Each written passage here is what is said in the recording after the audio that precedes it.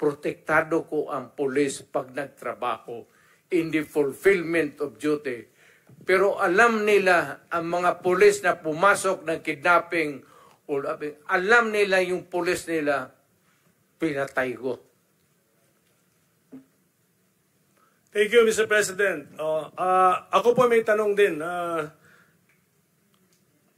Pinag-aralan namin pinanood namin yung mga footages mo nung you were President-elect tapos naging Presidente.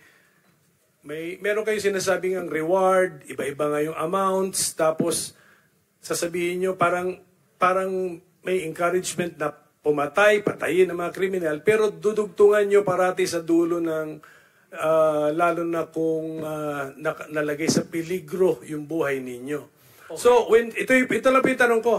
So, when you were President, hindi nyo ba po concern na malito yung mga nakikita